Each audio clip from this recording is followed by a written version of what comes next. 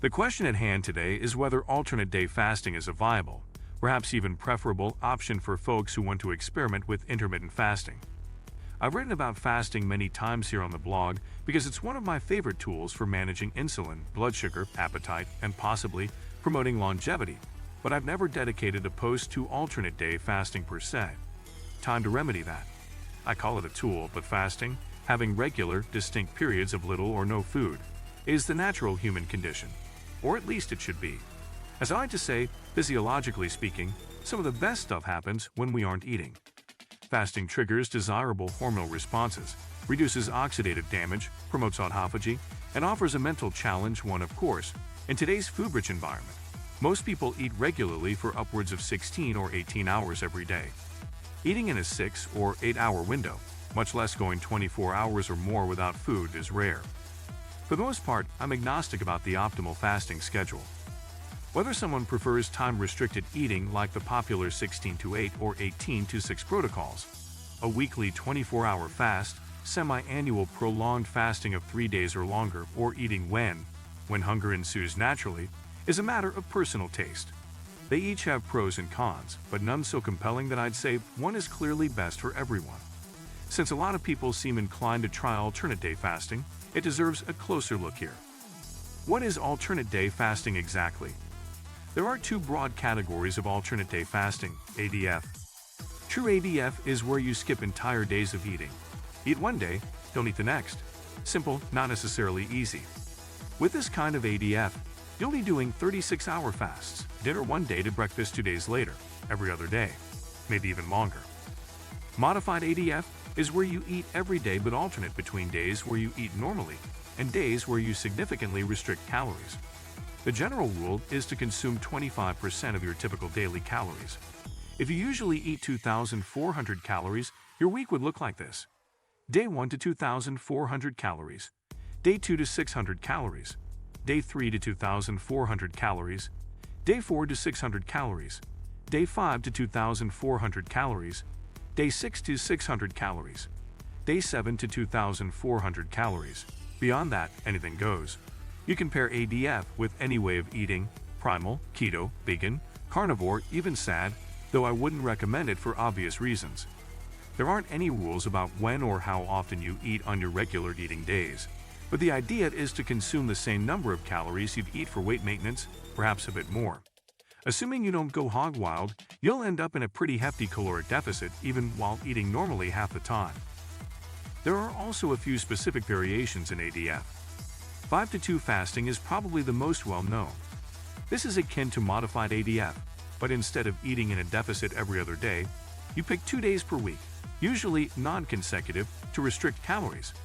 Eat Stop Eat, the brainchild of Brad Pellon, is a type of modified ADF where you do 1 or 2 24-hour fasts per week.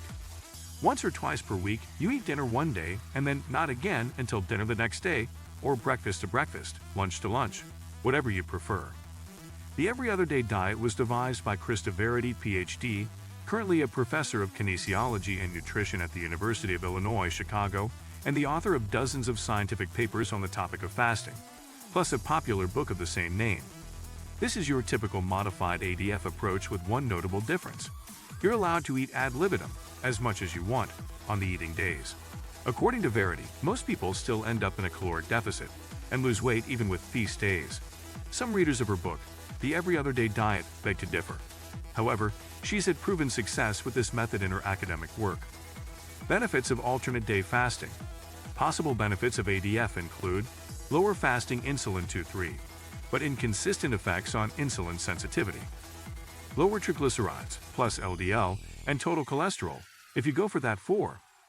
Lower blood pressure 5, reduction in adipokines involved in systemic inflammation and cardiovascular disease 6. Promoting ketosis. If it sounds like I'm hedging my bets here, that's because there's no standardization with how researchers use the term alternate day fasting. There's a lot of promising data, but it's hard to generalize from one study to the next when one uses an Eat, Stop Eat design and the other uses 5-2 with 2 consecutive fasting days. The metabolic effects may not be the same. Researchers are also still trying to tease out whether any benefits are unique to fasting or if they're mostly due to the caloric restriction inherent in these types of fasting protocols? It's very much an open question at this point, although I suspect there's more to fasting than mere calorie restriction. What about weight loss? Can alternate day fasting help you lose weight? Yes, this has been demonstrated in multiple studies using different styles of ADF and different populations, not to mention all the anecdotal evidence. The more interesting question is whether you're likely to lose more weight or lose weight more easily with ADF. The available studies seem to suggest that while you might lose more weight with ADF in the short term, 7 fasting and regular calorie restriction dieting, aka continuous calorie restriction, eventually even out when calories are matched at 8 as for ADF compared to other types of fasting like daily time-restricted eating. There aren't enough head-to-head studies to draw conclusions one way or another. But wait, you say, I couldn't lose any weight when I tried to diet until I started fasting. I hear this a lot. Just because ADF might not have a strong weight loss advantage on average doesn't mean it wasn't advantageous for you.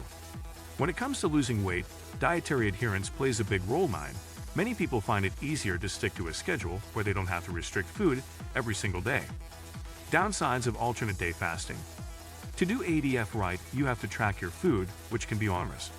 Folks who don't want to weigh and measure every bite can try the eat, stop, eat approach, which doesn't limit what you can eat on your fasting days, or more precisely at the end of your 24-hour fasts. It's also not easy to only eat 500 or 600 calories, especially if you want to break it up into multiple meals or snacks. You'll want to limit fat intake since fat is the most calorically dense macronutrient at 9 calories per gram. Once you factor in adequate protein, there's little room for anything else. I'd suggest eating just 1 or 2 meals on fasting days and loading up on low-calorie, non-starchy vegetables like leafy greens. Sipping on bone broth can help stave off hunger too, but there will be hunger, especially at the beginning. One potential concern is the preservation of lean mass. Across 4 studies with overweight/obese adults, dieters lost more lean mass on average with ADF than with continuous calorie restriction, regular dieting. 10 of these studies ranged from 12 to 30 weeks in duration, and participants ate a decent amount of protein. However, none of the studies provided exercise instructions, and it's not clear whether any of the participants engaged in resistance training. Bottom line, alternate day fasting, yay or nay? Overall, the benefits of ADF seem to be in line with the benefits of fasting more generally. From what I can tell, the biggest advantage of ADF compared to daily time-restricted eating or calorie restriction diets is that some people find it easier to stick with. The findings regarding lean mass give me pause, but not enough to write off ADF at this point. All the 4 studies were fairly consistent. There was also a lot of variability between participants. Whenever you're eating in an energy deficit, you want to make sure to eat plenty of protein and lift heavy things to protect your muscles. That's just best practice, no matter what type of fasting you're doing. That said, the strict ADF I outlined above lands you in a 33% energy deficit, which is pretty big, perhaps too big to be safely sustained long term. We could use more human studies here to tease all this out.